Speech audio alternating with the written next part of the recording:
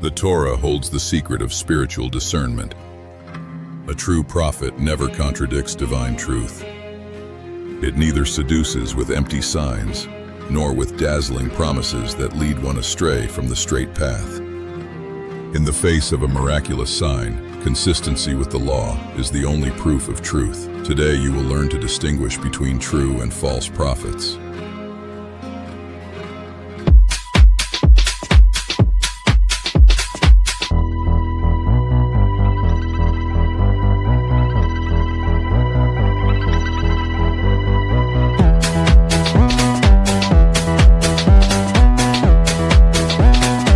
Shalom, shalom. Welcome back to our channel, La Mishnah TV. In this lesson, we will study the Torah portions Chukkat and Balak, which are read and studied together this week. And as is our custom, we begin with a provocative question. What if I told you that one of the most dangerous figures in the entire Torah actually heard the voice of God? Think about that for a moment, because it shatters many comfortable notions. It forces us out of the safe zone of religion and simplified spirituality. It confronts us with an uncomfortable, even unsettling question. Is it possible to speak in God's name and yet be spiritually corrupt, like a false prophet? Most people believe the problem of the false prophet begins when someone concocts obvious lies. But traditional Judaism suggests something far more disturbing. The real danger doesn't always come from the obvious imposter. Sometimes it comes from the brilliant man, the charismatic one, the one who impresses, the one who seems to have access to heaven, the one who speaks profound words, yet leads the way to disaster. And this brings us to one of the most baffling figures in the entire Torah, Balaam, a man whom the biblical text itself depicts as receiving divine communication, a figure who both blesses and curses, a visionary, a spiritual outsider, a master of unseen forces, and at the same time, someone associated with practices severely condemned by the Torah. How can such a contradiction exist? Because if Balaam can hear something true and yet still pose a danger, then we have a massive problem, and not an ancient problem, a modern one. For we live in a generation saturated with voices claiming to possess absolute truth. Spiritual leaders, religious influencers, gurus, rabbis, pastors, teachers, and entire movements asserting, "God told me." But here arises the uncomfortable question that hardly anyone wants to ask. Who truly has the authority to speak in God's name? And how does traditional Judaism distinguish between a Navi Emet, an authentic or true prophet, and a Navi Sheker, a false or lying prophet? The answer is not simple. It is theological, legal, political, spiritual, and in many ways, civilizational. For according to rabbinic tradition, getting this wrong is no minor error. A false prophet does not merely confuse ideas, he can destroy entire generations, distort the law, normalize idolatry, and drag an entire people into spiritual chaos. And here is the fascinating part. The Torah portions of Chukkat and Balak are not merely ancient stories. They are a theological laboratory, a warning map, an X-ray of spiritual power and its abuses. Today, we are going to delve into one of the most controversial, uncomfortable, and relevant topics in traditional Judaism. So, I am going to ask one thing of you. Stay with us until the end, because when we finish this journey, you will likely never listen to a spiritual leader in the same way again. This is Abel Flores, journalist and founding researcher of La Mishnah TV. Before we begin, I invite you to subscribe to our channel and hit the like button.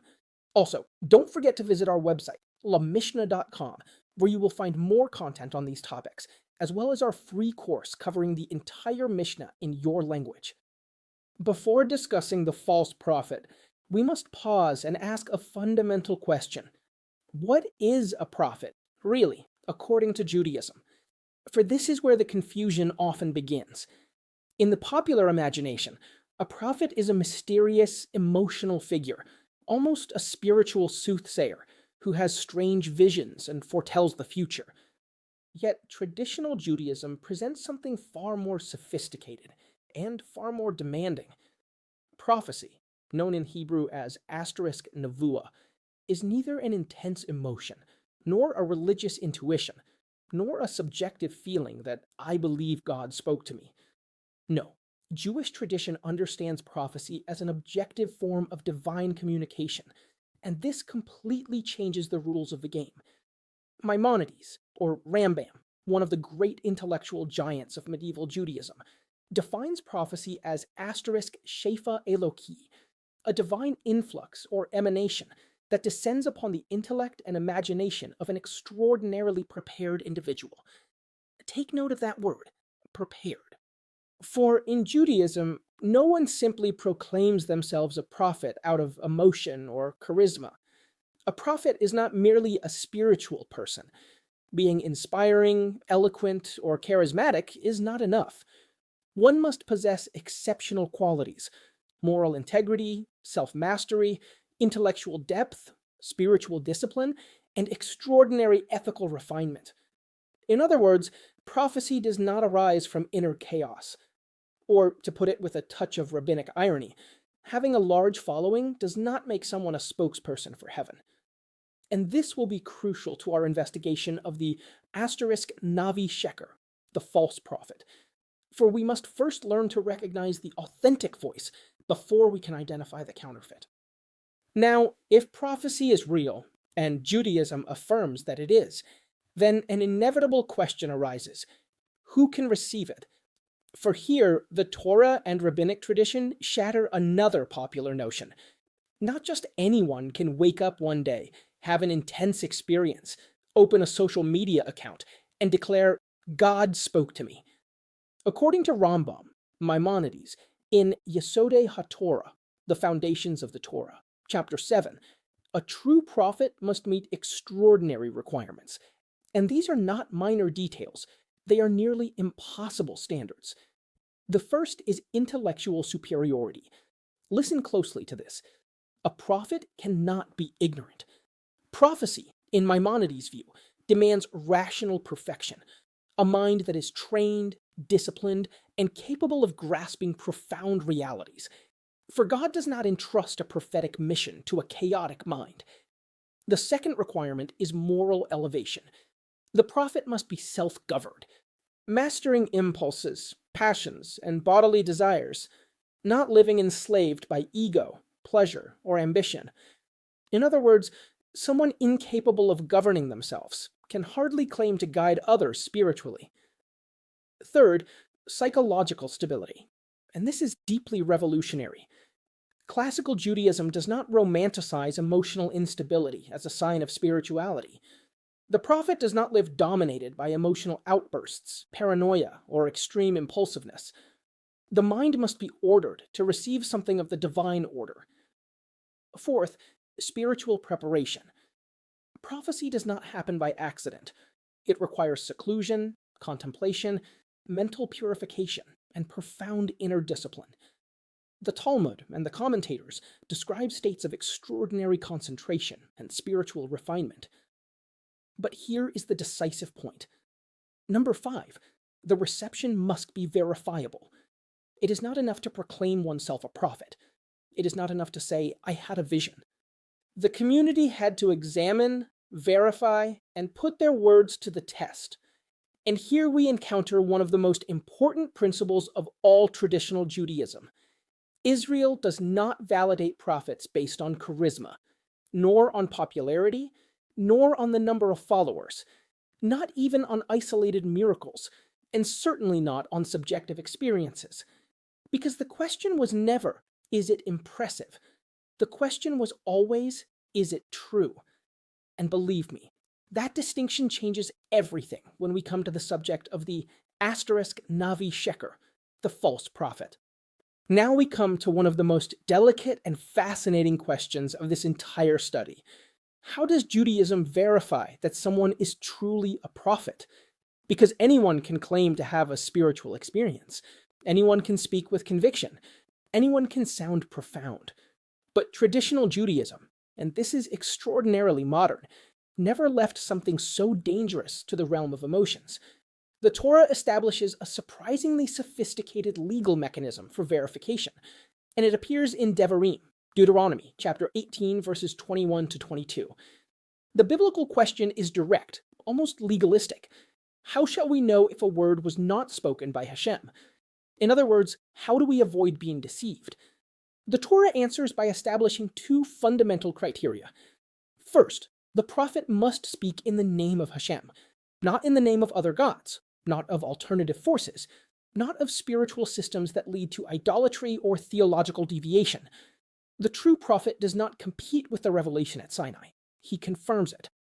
Second criterion, he must be consistently accurate. His words must come to pass.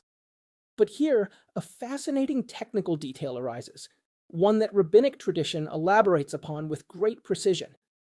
Not all prophecy works the same way. The sages teach that a negative prophecy might not come to pass, and this does not necessarily invalidate the prophet. Why? Because repentance can alter a divine decree. Teshuvah, spiritual return, can change destiny. The paradigmatic example is Jonah, and the city of Nineveh. Jonah announces imminent destruction, but the people repent. They fast, they change their ways, and the decree is suspended. Does that mean Jonah was a false prophet? No, it means divine mercy intervened. But here comes the crucial distinction, and pay close attention, because this will be decisive later on. A positive prophecy cannot fail. If a would-be prophet promises divine blessing, redemption, prosperity, or celestial intervention, and it does not come to pass, he is disqualified. No excuses, no creative reinterpretations, no claims that God changed his mind. Classical Judaism is extraordinarily rigorous on this point, and when we come to Balaam, in the Torah portions of Jukat and Balak, this rule will become a fundamental hermeneutic key. For Balaam speaks, he prophesies, he blesses, but the great question will be, what kind of prophet was he, really? Now we are ready to delve into one of the most delicate and dangerously misunderstood concepts in traditional Judaism. What exactly is a Navi Sheker? What is a false prophet? Because there is something here we must clarify from the outset. Halakhically, a false prophet is not simply someone who is mistaken. It is not a confused person. It is not someone with flawed theology. It is a specific legal category, an extremely precise legal definition. And this is fascinating, because the Mishnah and the Talmud, particularly in Sanhedrin 89a, do not speak of just one type of false prophet. They speak of several categories. The first category is known in Hebrew as mitnabe bima shelo shama, literally, one who prophesies what he never heard. This is the most obvious case. The person fabricates revelations. He asserts with absolute certainty, God told me, when God never spoke at all. He is not necessarily an idolater. Sometimes he is simply a spiritual fraud, a manipulator. Someone who uses sacred language to gain influence, control, or legitimacy. The second category is far more unsettling, because here we are no longer talking about someone who is entirely fake. We are talking about someone who received something authentic, but distorts it. The Talmud calls this mitnabe mashelon emarlo. That is to say, one who alters the message received. Imagine the danger, taking a temporary instruction and turning it into an eternal law, modifying revealed details, shifting the emphasis, adding one's own ideas as if they were the divine will. And believe me, throughout religious history, this type of error has been devastating. But there is a third category, the gravest of all, the prophet of idolatry. And here, the Torah, in Deuteronomy chapter 13, introduces a truly radical doctrine. Listen closely to this. The Torah states, even if that prophet performs signs, even if it produces miracles, even if the supernatural seems real, if it leads the people toward other gods, it must be rejected. Pause for a moment to consider the magnitude of this idea. For biblical Judaism asserts something revolutionary. Miracles do not prove authenticity. I repeat this because it is vitally important. Miracles do not prove authenticity. The Torah presupposes something deeply unsettling. Impressive spiritual phenomena can be produced by false figures. There may be charisma. There may be power. There may be extraordinary signs. And yet, falsehood. So what is the ultimate test? Not the spectacle, not the emotion, not the subjective religious experience. There is only one test: fidelity to the Torah. In traditional Judaism, the Torah holds supremacy over spiritual experience. And this idea will prove explosive when we come to Balaam. We now arrive at what is arguably the most important halakhic principle of this entire study, the supreme rule, the absolute red line of traditional Judaism. And it is this: after Moses, no prophet can change the Torah. None. This is not a secondary rabbinic opinion. It is a structural foundation of Judaism, articulated with great clarity by Maimonides, Rambam. A later prophet cannot invent a new religion. He cannot add mitzvot, commandments. He cannot eliminate mitzvot, and certainly cannot declare the Torah has been annulled. Why such a radical stance? Because Judaism understands that the prophecy of Moses does not belong to the same category as that of other prophets. Moses is not simply one more in a long line of visionaries. No, Moses occupies a unique and unrepeatable category. The Hebrew tradition calls him Avi HaNevi'im, the father of the prophets. But listen closely to this distinction, for it is decisive. Moses' authority is constitutive. That of the other prophets is interpretive. What does that mean? It means that Moses establishes the framework of the revelation. The others can only call the people back to that framework. Isaiah does not create a new Torah. Jeremiah does not replace Moses. Ezekiel does not correct Sinai. They all operate under the authority of the Mosaic revelation. And here, an absolutely definitive criterion for discernment emerges. If someone claims to speak in God's name but contradicts the Torah revealed to Moses, traditional Judaism has already issued its verdict. It does not matter how charismatic he is. It does not matter how many followers he has. It does not matter how impressive his spiritual experiences may seem. The Torah of Sinai holds absolute supremacy. Every subsequent prophet is subordinate to it. And that rule will completely change the way we must view Balaam. Now, at this point, someone might raise their hand and say, wait a moment, so a prophet cannot modify absolutely anything? The answer is almost never. But there is an extraordinarily important legal exception. And here, Judaism demonstrates, once again, impressive sophistication. A true prophet can, under exceptional circumstances, temporarily suspend a commandment. Underline that word, temporarily. Not abolish, not replace, not rewrite the Torah. Merely suspend a specific practice due to an extraordinary spiritual necessity. In Hebrew, this is called hora'at shah, a temporary emergency measure. The classic example is Eliyahu Hanavi, the prophet Elijah. You will recall the episode at Mount Carmel. Elijah offers a sacrifice outside the temple in Jerusalem. And here, the problem arises. According to the Torah, that was normally forbidden. Sacrifices had to be performed solely in the authorized location. So how could he do it? Because he was not creating a new law. He was not saying, from now on, this changes. It was a temporary, exceptional intervention intended to confront a national spiritual crisis and unmask a national spiritual crisis. It was an exception, limited by context, purpose, and time. But, and here lies the absolute limit, there is a boundary that can never be crossed. Not even a true prophet can promote idolatry. Never. Not as an experiment, not temporarily, not just for this occasion. If someone says, God asked me to turn away from Hashem for a time, Judaism has already delivered the verdict. It is false. No debate. No negotiation. Because there are things that even prophetic authority cannot touch, and faithfulness to the God of Israel is one of them. And now we come to one of the most uncomfortable and most shocking parts of the subject. How did biblical Judaism deal with a false prophet? The answer is severe, very severe. According to *Devarim, Deuteronomy chapter 13 and 18, the *Navi Sheker, the false prophet, faced capital punishment. And technically, according to rabbinic Halakha, the method of execution was *Henek, which means strangulation in Hebrew. However, before reacting through the lens of modern categories, we need to understand the internal logic of the biblical worldview. For traditional Judaism did not view the false prophet as merely someone who was confused.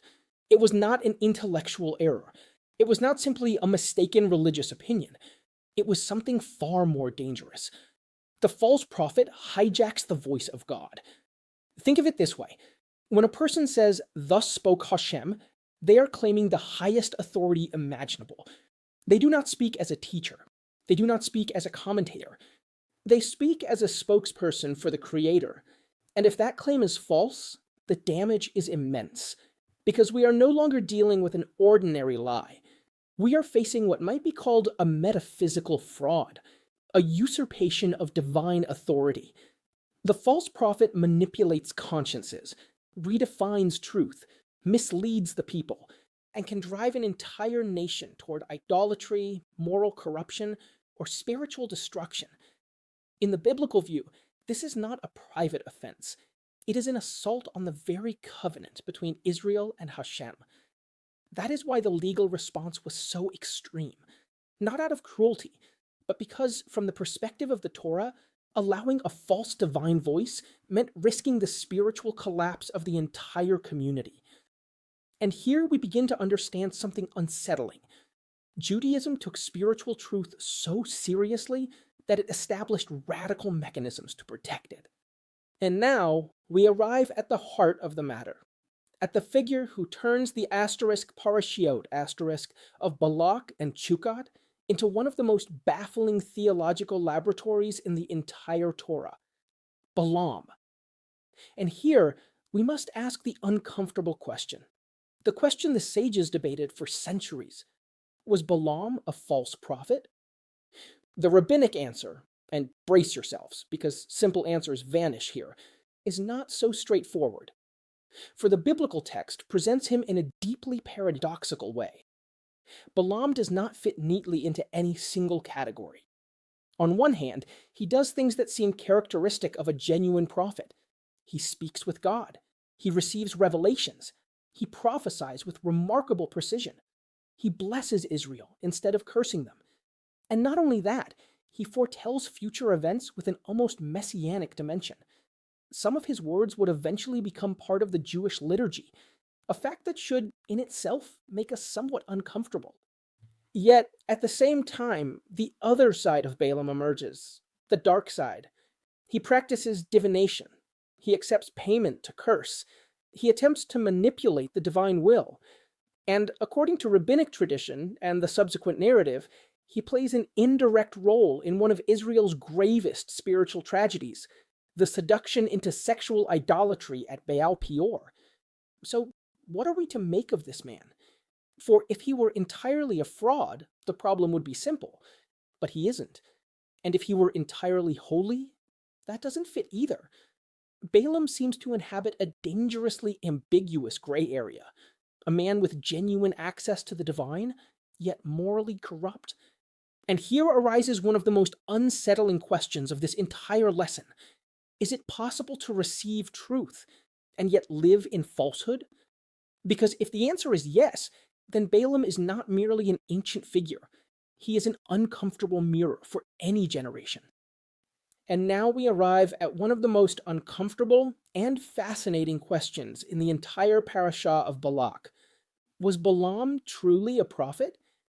The answer, as is often the case in serious Jewish thought, is not simple, for rabbinic tradition is deeply divided on the matter. Here we encounter two major interpretive positions. The first position holds something surprising. Balaam was indeed a genuine prophet, but a corrupted one. The Midrash presents an extraordinary idea. It states that God raised up a figure among the nations of the world who was a counterpart to Moses, and that figure was Balaam. Why? To forestall a future argument from the nations. The classic excuse: if we had had prophets like Israel, we too would have served God. The divine response would be, you did have one. You had Balaam, but he corrupted his gift.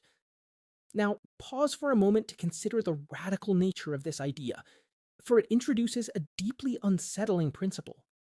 Possessing revelation does not guarantee holiness. Hearing the truth does not automatically make a person morally upright. Under this interpretation, Balaam was a man with authentic access to divine realms, yet he was ethically warped. And frankly, that is a bit frightening, because it implies that spiritual talent and moral virtue do not always go hand in hand. But there is a second position, and this one is much harsher. Many commentators view Balaam not as an authentic prophet, but as a kind of sophisticated sorcerer, a ritual soothsayer, a spiritual manipulator. The text itself seems to hint at this. After all, Balak does not seek him out as a moral teacher. He hires him, like someone paying for a specialist, a spiritual mercenary. Balaam is associated with curses, rituals, omens, and techniques of religious manipulation. And here we enter territory that the Torah explicitly forbids: kesem, divination, nijush, augury, and kishuf, sorcery. In other words, spiritual practices that are ambiguous, dangerous, and strictly prohibited by the Torah. So the big question remains open. Was Balaam a true prophet who was morally corrupt, or a false prophet with partial access to the supernatural? And let me tell you something. The rabbinic answer might be far more uncomfortable than we imagine. The Torah holds the secret of spiritual discernment. A true prophet never contradicts divine truth. It neither seduces with empty signs, nor with dazzling promises that lead one astray from the straight path. In the face of a miraculous sign, consistency with the law is the only proof of truth. Today you will learn to distinguish between true and false prophets. And here we arrive, perhaps, at the deepest and most unsettling problem in the entire story of Balaam. Why is Balaam so dangerous? Precisely because he is not entirely a fraud. That is the real problem. Rabbinic Judaism does not fear only the obvious impostor, the blatant charlatan whom anyone can spot. That type is usually easy to recognize. The real danger is far more sophisticated. It is the false prophet who is partially truthful, the person who does access something real, who seems to touch upon an authentic spiritual dimension, who impresses, who can even speak profound truths, but whose morality is corrupted. Balaam appears to be exactly that, a channel that is tainted. Because the issue is not merely how spiritual someone appears to be. The question is always, what kind of person wields that power? And here lies a lesson that is strikingly relevant to our times. The greatest spiritual threat does not usually come from the obvious liar. It comes from someone impressive, brilliant, charismatic, eloquent, possessing apparent access to the divine, yet ethically debased. And if we are honest, that pattern recurs time and again throughout religious history. Now, this brings us to one of the great paradoxes of the asterisk parashah of Balak. For God first tells Balaam, do not go. Then he seems to permit him to go, and afterwards he becomes furious because he went. What is happening here? The sages offer a fascinating answer. They say, asterisk baderech she'adam rotzeh lelech. On the path a person wishes to walk, that is where they are led. In other words, God allowed Balaam to follow the path of his own corrupt desires. But permission does not imply approval, and this distinction is crucial. Balaam was not sent, Balaam was tolerated. And there are decisions God permits precisely to reveal who we truly are. And now we enter one of the most complex and theologically uncomfortable territories in all of rabbinic literature. For Balaam does not fit easily into any single category. He is not simply the story's villain. He is not merely a pagan sorcerer, nor is he just another national enemy of Israel. Balaam makes us uncomfortable, and that discomfort is precisely what makes his figure so fascinating. For when one reads the asterisk parasha of Balak carefully, a problem arises that is difficult to ignore. Balaam seems to have genuine access to the divine. He speaks with God. He receives messages. He prophesies with precision. He utters blessings he had not even intended to speak. And paradoxically, some of his words end up becoming part of Israel's spiritual consciousness. Yet at the same time, everything about his character seems deeply problematic. Balaam embodies moral corruption, greed, spiritual manipulation, hostility toward Israel. He is a man willing to sell his gift to the highest bidder, a character whose ethical compass seems broken. Then arises the rabbinic question, as uncomfortable as it is inevitable. Can a spiritually corrupt person receive authentic revelation? And here comes one of traditional Judaism's most surprising answers. The answer is yes, but with limits, with degradation, and with consequences.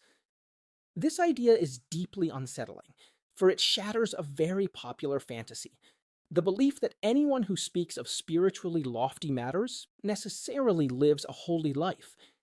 The case of Balaam suggests something far more complex. There can be partial access to truth within a morally warped person. There can be spiritual perception without ethical refinement. Divine language can be uttered by tainted lips.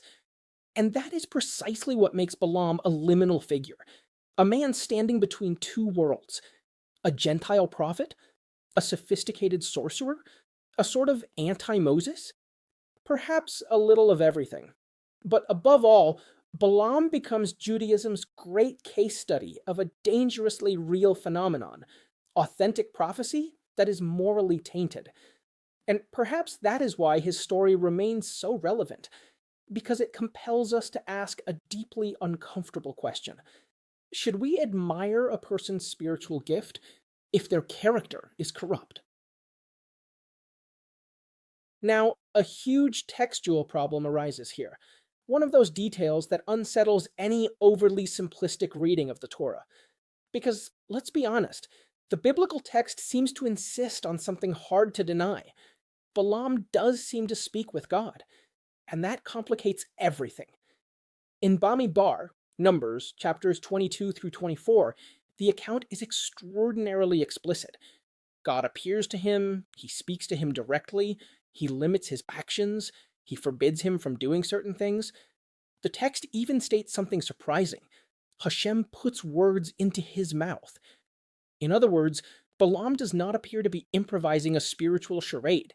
He does not seem to be simply making things up. Something real is taking place, something genuine. And here, the discomfort grows, because he does not merely receive messages. Balaam utters some of the most powerful oracles in the entire Torah, and among them appears one of the most influential messianic prophecies in Jewish thought, Darash Kokav Miya'akov. A star shall come forth from Jacob. Numbers chapter 24, verse 17. A text that later generations would interpret in a messianic light. Now, pause for a moment, because this shatters many comfortable assumptions. How can a man described by tradition as morally corrupt say something so sublime? How can a figure associated with greed, spiritual manipulation, and idolatry receive authentic words from God? And this is where the great rabbinic tensions begin. For the sages do not ignore the problem. They do not hide it. They do not oversimplify it. On the contrary, they confront it head-on. And the question they attempt to answer is as unsettling today as it was 2,000 years ago. Can someone deeply flawed become, even if only for a moment, an instrument of a higher truth? the rabbinic answer will be far more complex than we imagine. Now, if we want to understand how rabbinic Judaism came to interpret Balaam, we must delve into one of the most intense passages of the Babylonian Talmud, Sanhedrin 105a, 106b. And let me say this up front. The rabbinic reading of Balaam is devastating. For the sages do not present him merely as a wicked man, nor simply as a pagan sorcerer. Balaam becomes something far more unsettling, a dark inversion of Moses, an anti-Moses. And when one examines the narrative closely, one begins to notice that this comparison appears deliberate, almost like mirror reflecting mirror. Moses receives an immense spiritual gift, but he uses that gift to uplift the people. Balaam, too, seems to possess access to the divine, but he attempts to use it for exploitation. Moses intercedes for Israel when they deserve judgment. Balaam seeks to destroy Israel when Balak offers him a reward. Moses repeatedly renounces personal power. He even pleads for a people that constantly defies him. Balaam, by contrast, monetizes spiritual power. He turns access to the unseen into a transaction, a kind of religious marketplace. And here, the Talmud teaches something extraordinarily profound. The issue is not merely possessing spiritual gifts. The decisive question is, for what purpose are they used? Because access to the divine does not automatically sanctify. Let us repeat that. Access to the divine does not automatically sanctify. Spiritual talent does not guarantee moral integrity. A person can speak lofty words and yet harbor a corrupt heart. And perhaps that is why Balaam remains such a powerful warning, because he compels us to ask ourselves something deeply uncomfortable. Are we following people of true integrity or merely impressive ones? A note on academic precision. The formulation anti-Moses is a useful interpretive reading for illustrating the rabbinic contrast. The Talmud does not literally use that term. Instead, it constructs parallels and critiques that allow us to understand Balaam as a moral counterpoint to Moses. Now we come to one of the most surprising and provocative details of the entire discussion regarding Balaam. The Torah states something extraordinary about Moses. In Deuteronomy, we read in Hebrew, V'lo kam navi od b'Yisrael kamoshe. There never again arose in Israel a prophet like Moses. And here, the sages do something very rabbinic. They focus on a single word. It does not simply say, there never again arose a prophet like Moses. It says, in Israel. And the rabbis ask, wait a moment, what about outside Israel? Could there have been someone comparable? The Midrash gives an answer that frankly no one expects. Yes, Balaam. This tradition appears in asterisk Sifrei Devarim 357 and also in Bamidbar Rabbah 1420. And the logic behind this idea is fascinating. The sages say that God raised up a figure of comparable prophetic stature, underscore comparable, among the nations, to forestall a future argument. The nations excuse. Israel had an unfair advantage. Of course, they had Moses. If we had had a prophet like that, we too would have served God. And the Midrash replies, you did have one, Balaam, and Balaam failed. Now here is an absolutely crucial distinction. The sages do not say that Balaam is equal to Moses. They say parallel, not equivalent, because Moses remains incomparable. The differences are vast. Moses prophesies while awake with absolute clarity. Balaam seems to receive revelation in diminished, ambiguous states. Moses speaks panim el panim, face to face with God. Balaam receives fragmentary messages. Moses masters the prophetic experience. Balaam seems to be mastered by it. Moses represents moral refinement. Balaam, a prophecy mingled with impurity. And here the profound irony of the Midrash emerges. Yes, Balaam is called the prophet of the nations, but not as a compliment. Rather, almost as a warning, an uncomfortable reminder of something deeply human. Having access to the truth does not guarantee knowing how to live in accordance with it. Now, we need to make an absolutely crucial technical distinction, because if we don't understand this, we will never truly grasp who Balaam was. What is the difference between prophecy and divination? The Torah draws a very clear line, and it explicitly forbids practices such as kesem, divination, nijush, augury, kishuf, sorcery, and also *ov*, and *yedoni, forms of necromancy or consulting spirits. But here, the big question arises. Why are some things permitted while others are forbidden? What is the essential difference? Jewish tradition answers with an elegantly simple idea.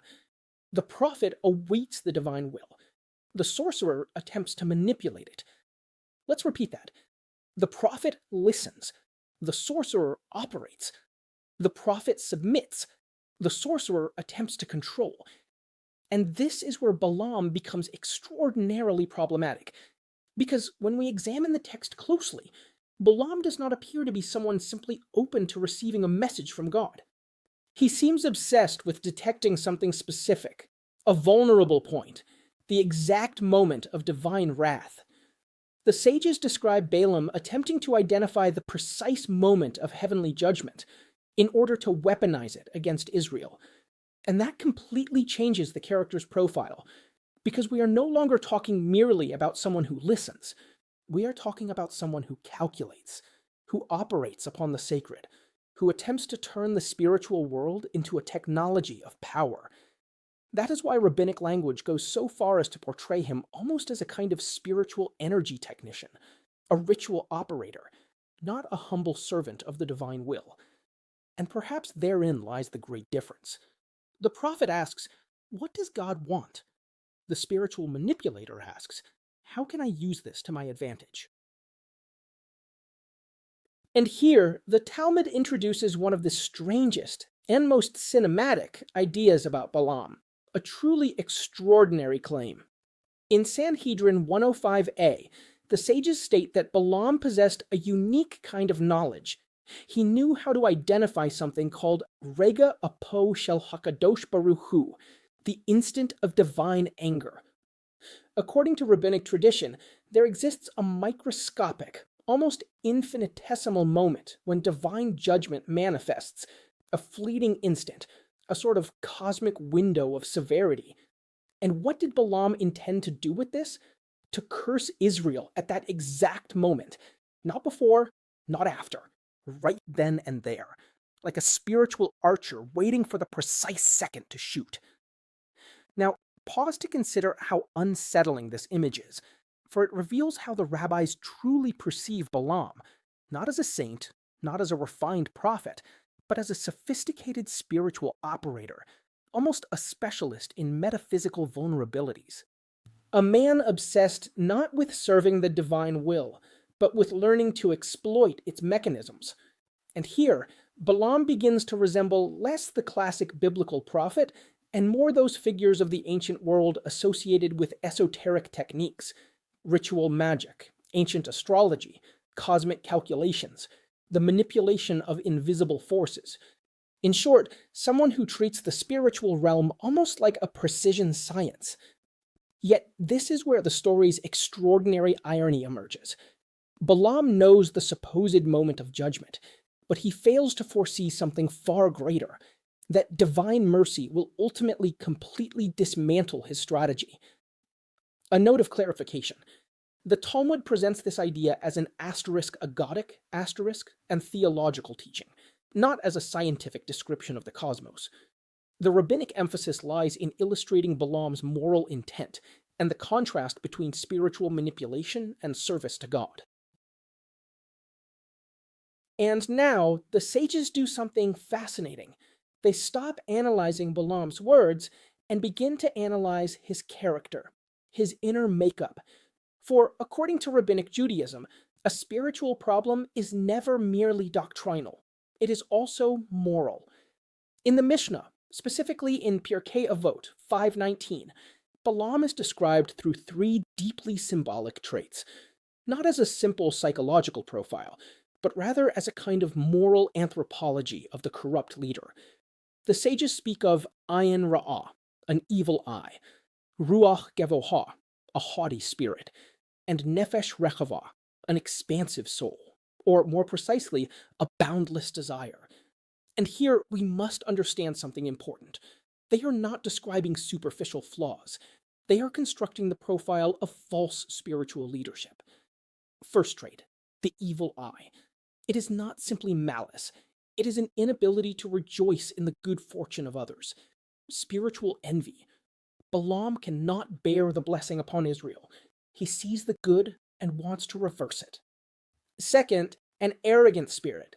Spiritual grandiosity. The sense of standing above everyone else. What we might call, perhaps, religious narcissism today. The belief that a spiritual gift makes one superior. And third, boundless desire. Greed. Unbridled appetite. Balaam monetizes the sacred. He pursues honor, wealth, and influence. It is never enough. And here, the sages are saying something extraordinarily profound. The true false prophet does not always begin by lying. Sometimes he does speak the truth. Sometimes he even possesses genuine gifts. The problem lies elsewhere. He loves power too much. And when spiritual power mixes with ego, envy, and desire, even the truth can become dangerous. And now we arrive at what is arguably one of the strangest, most ironic, and almost uncomfortably comical episodes in the entire Torah, the story of Balaam's donkey. And make no mistake, this is no incidental folkloric detail. Rabbinic tradition interprets it as a carefully crafted theological demolition. Picture the scene. Balaam is the great seer, a man of supposed spiritual insight, a specialist in the unseen, one who claims access to celestial realms. Yet something humiliating occurs. The donkey sees what he cannot, an angel blocking the path. The animal senses the danger. Balaam, the prophet, is completely blind. Pause for a moment to consider the text's brutal irony. The seer does not see. The humblest creature in the scene perceives more than the supposed spiritual expert. And here the sages discern something deeply intentional. It is not merely a curious tale. It is a deliberate humiliation. God is dismantling Balaam's prophetic ego, stripping away his illusion of control. As if to say, you believe you master the spiritual realm, yet you cannot even see what a donkey sees. The message is powerful. Those who believe they control the divine may end up spiritually blind. Those who turn a gift into pride lose their discernment. And the Midrash takes the scene even further. It heightens the shame. Balaam is publicly ridiculed. His spiritual prestige is dismantled before everyone's eyes. The great cosmic operator ends up arguing with his own donkey. There is something almost humorously rabbinic about this, for the sages seem to suggest an eternal lesson. When the spiritual ego grows too large, God sometimes uses the most unexpected means to bring us back to reality. And here, the discussion enters even deeper and far more uncomfortable territory. For when we turn to mystical literature, Balaam ceases to be merely a morally flawed man. He becomes something far more radical. The Kabbalistic tradition, specifically the Zohar, presents him as a sort of dark counterpart to Moses, almost an inverted mirror image, an anti-prophet. The comparison is powerful. Moses represents at the side of asterisk kedusha, holiness. Balaam, by contrast, appears linked to the asterisk sitra achra, the other side, the dimension of spiritual impurity. Now, we must be very precise here. Jewish mysticism does not claim that Balaam is simply a fraud. That would be a simple matter. The idea is far more unsettling. Balaam seems to tap into something real. There is indeed perception. There is indeed partial knowledge. There is indeed a certain spiritual access, but it comes from a source that is mixed, degraded, or corrupted. as if there existed an impure imitation of prophecy, a shadow of authentic revelation. And here, an extraordinarily important idea emerges for understanding the phenomenon of the false prophet in Kabbalistic terms. Not every spiritual experience necessarily stems from holiness. There can be vision without purity, knowledge without moral refinement, access without righteousness. However, from a strictly halakhic perspective, a crucial nuance arises here. Was Balaam technically a Navi Sheker, a false prophet? The surprising answer is, not exactly. For Balaam does seem to receive something genuine. He does not entirely fabricate his revelations. He does not present himself as one who annuls the Torah of Israel, nor does he formally incite idolatry within the legal framework of Balak. Thus, he does not fit perfectly into the classic category of Navi Sheker. Perhaps he belongs to a more uncomfortable category, an authentic prophet who is morally corrupt, or a partial recipient of revelation mixed with sorcery. And here emerges one of the most sophisticated principles of rabbinic Judaism. The authenticity of a spiritual experience does not guarantee moral authenticity. And perhaps that is one of the most urgent lessons for any generation. And now, we are going to do something intellectually significant. We are going to shift our perspective. Up to this point, we have read the story of Balaam through the lens of rabbinic tradition, Halakha, Midrash, the Talmud, and Jewish mysticism. But modern scholarship asks a completely different question. And here, we need to be methodologically honest, because contemporary biblical criticism does not begin by asking, was Balaam holy? Was he wicked? Was he a false prophet? It does not even ask first whether he was authentic in a religious sense. The initial question is different. It is far more historical, far more literary. What ancient traditions converged to form the story of Balaam? And what function does this narrative serve within Numbers 22 to 24? That is the academic starting point. And this distinction is absolutely essential, because the two approaches, the traditional and the historical critical, operate by different rules. Rabbinic tradition reads the text as revealed Torah, unified, normative, spiritually coherent. The rabbinic question tends to be, what does God teach us here? How do we discern spiritual truth? How ought we to live?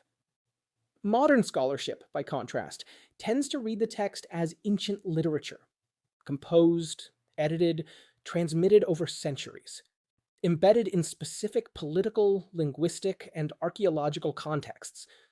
The question changes completely. It is no longer, what did God intend to teach, but rather, how did this text emerge? What ancient memories does it preserve? What historical tensions does it reflect? And here I want to make an important clarification, especially for this class. These approaches are not inherently at odds, but neither should they be conflated. They operate using different methods, different languages, and different objectives. Confusing them often leads to caricatures, or to unnecessary disdain. The question is not which one supersedes the other.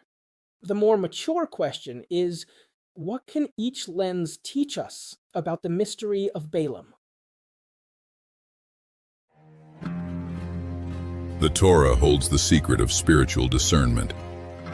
A true prophet never contradicts divine truth. It neither seduces with empty signs, nor with dazzling promises that lead one astray from the straight path. In the face of a miraculous sign, consistency with the law is the only proof of truth. Today you will learn to distinguish between true and false prophets. And here we come to one of the most fascinating archaeological discoveries in the entire study of Balaam. For centuries, Balaam existed solely within the biblical text, but that changed radically in 1967. In Jordan, at a site called Deir Allah, archaeologists discovered an extraordinary inscription that explicitly mentions Balaam, son of Beor. Yes, the same name, the same patronymic. And that made many specialists practically sit up straighter in their chairs, because suddenly Balaam was no longer just an isolated biblical character. The Deir Allah inscription presents Balaam as a kind of seer or religious specialist associated with nocturnal visions within the clearly polytheistic context of the ancient Levant. He does not appear exactly as he does in Bamidbar, but he is a recognizable figure of spiritual authority. And here we must be very precise. The inscription does not literally prove the biblical account of Balak. It does not automatically demonstrate that every detail of Numbers 22 to 24 occurred exactly as narrated. Serious scholarship does not work that way. What it does demonstrate, and this is historically significant, is something much more specific. The memory of Balaam son of Beor circulated outside of Israel. There was a regional tradition regarding a figure known as a seer, prophet, or religious specialist in the ancient Levant, and that changes the conversation significantly, because it suggests that the biblical author did not invent a character from scratch. Rather, he appears to be engaging with a figure already known within the cultural memory of the ancient world. Now, what did the Torah do with that figure? That is another question, and likely a much more theological one. And now we arrive at the heart of the archaeological discovery. For it is one thing to know that an inscription concerning Balaam exists. It is quite another to ask, what does it actually say? The Deir Allah inscription was found written in ink on plaster, or more technically on a plastered wall. It is not an intact monument. It is fragmented, damaged, partially reconstructed by specialists, like an ancient jigsaw puzzle full of missing pieces. And this is where philology comes in, almost like detective work. The language of the text belongs to the Northwest Semitic world, though experts still debate exactly what it represents. Some speak of early Aramaic, others of a Canaanite form, and others of a Transjordanian regional variety. In other words, we are dealing with a text from a cultural frontier. But here is the truly fascinating part.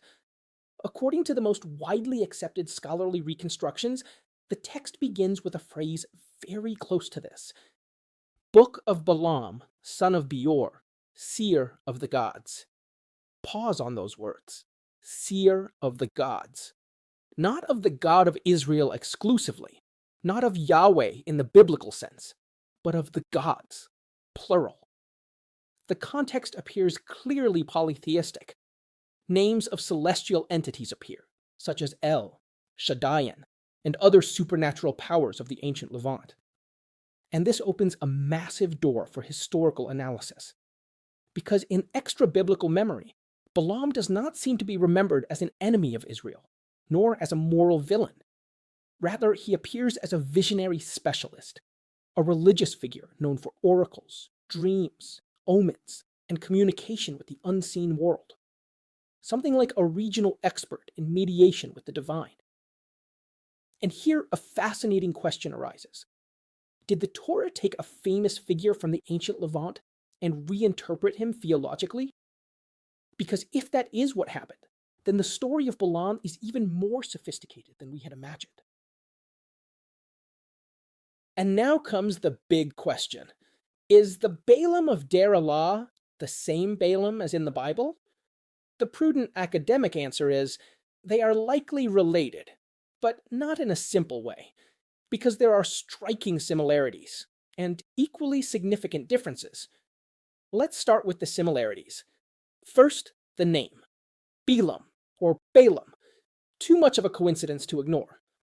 Second, the patronymic, son of Beor. And here, specialists almost raise their eyebrows in unison, because we aren't just talking about a common name. It is the same family identification.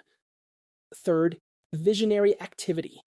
In both cases, Balaam appears as a specialist in supernatural revelations, a seer, an interpreter of the unseen world. Fourth, nocturnal visions.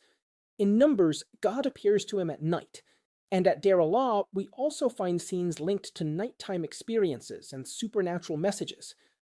And finally, both accounts share language heavy with cosmic imagery, judgment, disaster, destiny, celestial powers, as if they belong to the same religious universe of the ancient Levant. But here come the differences, and they are huge. In Numbers, Balaam is completely subordinate to Hashem. He cannot speak freely. He cannot curse unless God permits it. He is restrained, controlled, neutralized. In Der Allah, by contrast, Balaam seems to operate with much greater autonomy within a polytheistic world. He is not the exclusive spokesman for a single god. He is a seer among multiple celestial powers. Furthermore, in the biblical narrative, his reputation becomes increasingly negative, especially in later texts, where Balaam ends up associated with corruption and idolatry. So, what do scholars conclude? The most prudent hypothesis is this. Numbers 22 to 24 likely did not invent Balaam from scratch. Rather, it seems to take a well-known tradition about a famous Transjordanian seer and radically reinterpret it in light of the theology of the God of Israel. In other words, the Torah does not merely tell a story. It also redefines who truly holds authority over the divine. Now, let's delve into something fascinating from the perspective of modern literary criticism. Many scholars maintain that the Balaam cycle, found in Numbers 22 through 24, feels different. It is almost as if it operates on a different narrative frequency within the book of Numbers. And when one looks closely, the reason becomes clear. Consider this. Israel barely takes action. The nation is present, yet almost off camera. Moses, the great protagonist of the Exodus and the wilderness journey, practically disappears. The story unfolds from a different perspective, that of Moab, that of Balak, that of the foreigner who fears Israel. Furthermore, the conflict no longer plays out primarily through battles or legislation. Here, everything takes place on a different plane: the verbal, the ritual, the spiritual, the celestial. The tension revolves around words, curses, blessings, poetic oracles. This has led many specialists to believe that this narrative block may have once circulated as a relatively independent tradition, later absorbed into the grand account of Israel's march toward the Promised Land. In other words, the Torah might be preserving an ancient memory of a famous foreign seer, one that was subsequently reinterpreted through an Israelite theological lens. However, modern criticism also notes certain internal tensions within the story. We are already familiar with the most famous one. God first tells Balaam, "Do not go." Then he seems to permit him to go. Yet later, his anger flares up because Balaam went. From a rabbinic perspective, there is an elegant solution to this. A person is led along the path they wish to follow. But literary criticism offers another possibility. Perhaps we are witnessing the fusion of distinct traditions, one in which Balaam appears relatively obedient, saying only what God allows, and another in which Balaam is portrayed as suspicious, ambitious, and spiritually dangerous. For some scholars, even the story of the donkey functions as a brilliant piece of literary satire, a folkloric scene that ridicules the great seer, the professional of the unseen, outdone by his own animal. And here, an important clarification. Literary criticism does not necessarily seek to destroy the text's theological value. It simply asks, what narrative layers are we seeing? And what function does each one serve within the story? And now we come to something that often goes unnoticed when reading the story of Balaam: his words. For, from an academic and literary perspective, Numbers 23 and 24 contain some of the most sophisticated poems in the entire Torah. Not mere speeches, poems of immense symbolic density, featuring parallelism, elevated imagery, and a carefully crafted literary architecture. And here, many scholars propose something fascinating.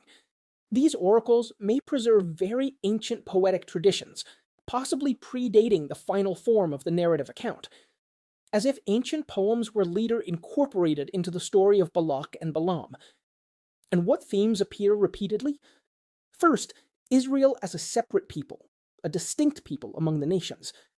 Second, the impossibility of cursing those whom God does not curse. Balaam discovers something frustrating. Human power has limits when faced with the divine will. Third, the vision of Israel from the heights, an almost epic image. The foreigner, observing from afar a mysteriously protected people.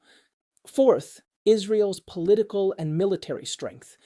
And finally, the most famous oracle, Daraj Kochav Miyakov, a star shall come forth from Jacob, an image that centuries later would acquire enormous messianic resonance. Now, what do scholars observe here? Something literarily brilliant.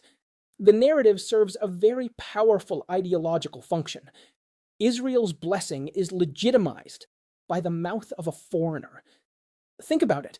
The enemy hired to curse ends up becoming an unwitting witness to Israel's chosen status. And that is narratively incredibly potent. Because Israel's spiritual superiority is not proclaimed by Israel itself. It is proclaimed by someone from the outside, by a non-Israelite.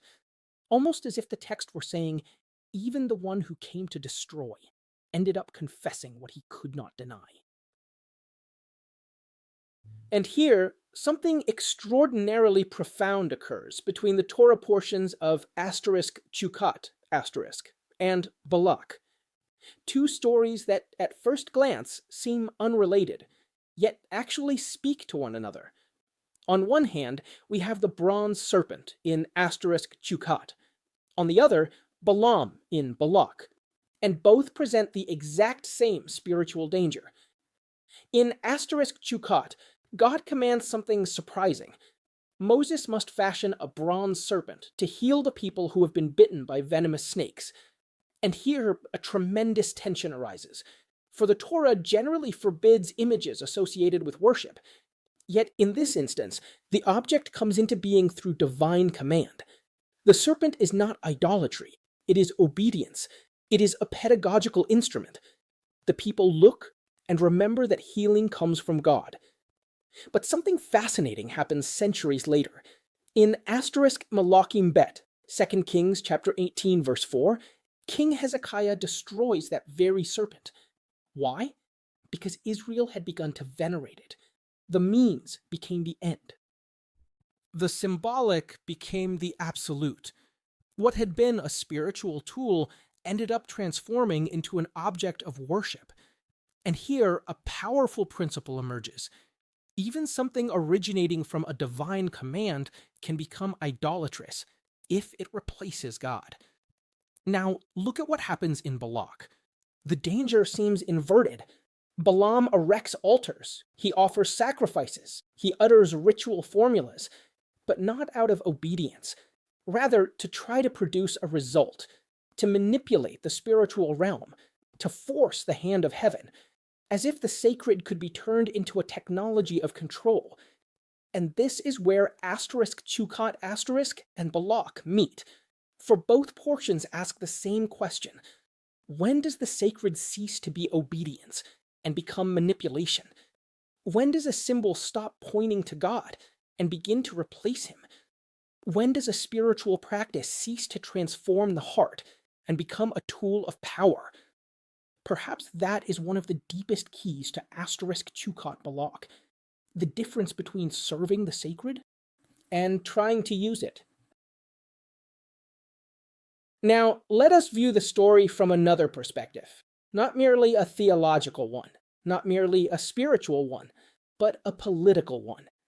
For from a modern socio-political reading, Balak does not appear simply as an evil king. He appears as a terrified ruler, a leader who feels the world he knows is beginning to crumble.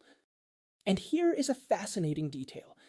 Balak does not view Israel solely as a military threat. That would be too simple.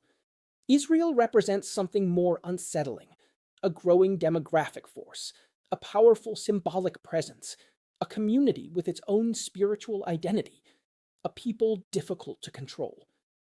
And here something revealing occurs. Balak does not call upon a general first. He does not immediately organize an army. He calls upon Balaam. Why? Because in the ancient world, war was never solely military. It was fought on several levels simultaneously. The military, the diplomatic, the ritual, the psychological, and above all, the cosmic. The question was not merely, can we defeat them? The question was, who holds the favor of heaven? That is why the curse matters so much. Before physically attacking Israel, Balak seeks to weaken it spiritually, to demoralize it, to alter its symbolic status. In modern terms, we might say we are witnessing an ancient form of narrative warfare, a battle over meaning, over legitimacy, over spiritual perception. Balak attempts something extraordinarily ambitious, to turn a blessed people into a people declared cursed, to change the narrative before changing the outcome. And here, a surprisingly contemporary lesson emerges. Often, the deepest wars do not begin with weapons. They begin with words, with symbols, with stories about who deserves blessing and who is to be feared. And here we enter one of the most fascinating debates in modern biblical scholarship, Balaam and the problem of monotheism. For Dear Allah is significant not merely because it mentions Balaam, it is significant because it opens a window into the religious world of the ancient Levant, a universe featuring names such as El, Shaddaian, and other celestial powers, coexisting within a clearly polytheistic framework, a world teeming with divine forces, celestial councils, ritual specialists, competing spiritual powers. And here, the major scholarly question arises. How does the Torah deal with that world? The answer is radical. It reorganizes it. It rewrites it. It subjugates it. In Numbers 22 to 24, something theologically revolutionary takes place. There is no autonomous divine council capable of surpassing Yahweh. There is no effective curse against that which God has blessed. There is no independent ritual power. Nor is there any such thing as magical neutrality. Balaam may attempt to operate. He may build altars. He may utter incantations. He may seek the precise moment of judgment. But ultimately, everything is subordinated to a single sovereignty, that of the God of Israel. That is why many scholars speak here of a kind of monotheizing rereading. In other words, Israel takes broader religious traditions from the Levant and reinterprets them within a radically monotheistic framework. Now, when we ask who Balaam was historically, scholars generally propose four possibilities. The first, Balaam was a real historical figure, a famous seer whose reputation circulated throughout Transjordan. The second, a regional legendary figure. Perhaps it matters less whether he literally existed than that he functioned as a recognized religious authority. The third, a literary character created by Israel to demonstrate the defeat of foreign magic. But many consider a fourth possibility to be more compelling, a hybrid hypothesis.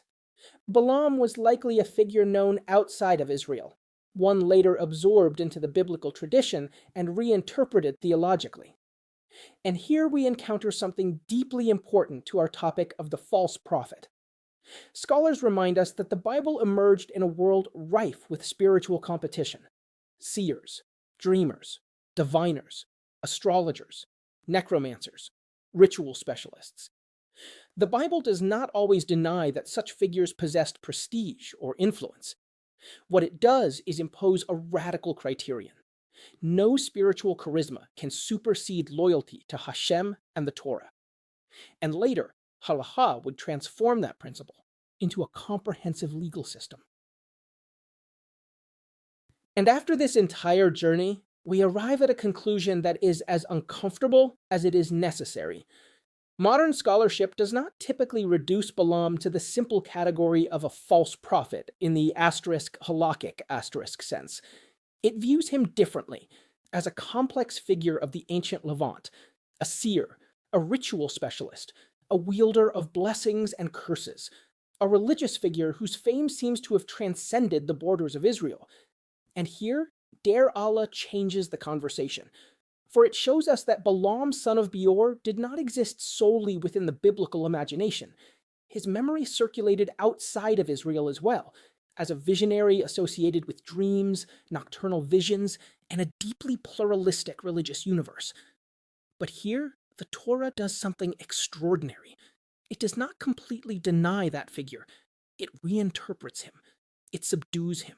It decenters him. Balaam may speak, but he does not control the divine word. He may attempt to curse, but he will only bless what God has already decided to bless. He may know spiritual forces, but he never possesses sovereign authority over them. And here perhaps emerges one of the profoundest lessons of Jukat-Balak. The true problem is not merely religious falsehood. Danger does not always come from the obvious liar. The greater danger is instrumentalized spirituality, religion turned into a tool, the sacred transformed into a technology of power. Balaam does not simply represent falsehood. He represents something far more dangerous: genuine charisma without obedience, vision without holiness, spiritual knowledge without moral refinement, ritual technique without ethical submission. And that perhaps is the most dangerous zone of all, the place where the prophet, the magician, and the false teacher begin to look too much alike.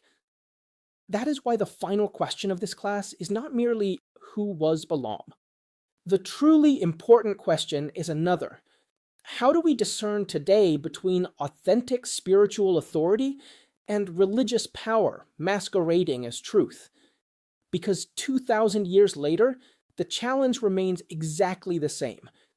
And in the next part, we will delve into the heart of the issue, the complete halakhic definition of the *Navi Sheker, false prophet, with Balaam as a borderline case, and why this topic remains urgently relevant today. Thank you very much for watching this far. This is Abel Flores, founder of Mishnah TV. Please remember to subscribe to the channel, hit the like button, and visit our website, lamishna.com, where you'll find much more content on all these topics. And as a gift, here are a couple of videos so you can continue studying with us. In fact, one of them is the first lesson of our complete free course on the Mishnah in your language. Shalom.